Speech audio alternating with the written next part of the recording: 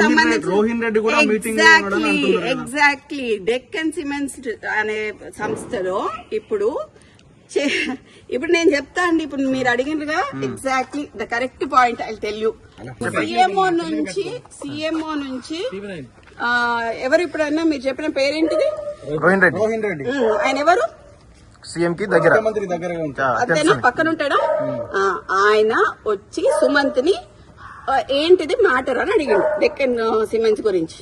అడిగితే రోహిన్ రెడ్డి ఆఫీస్ లో సుమంత్ ను రోహిన్ రెడ్డి కలిసి కూర్చొని మాట్లాడి డెక్కన్ సిమెంట్స్ వాళ్ళతో మాట్లాడిండ్రు. దాన్ని బెదిరించుడు అన్నారు.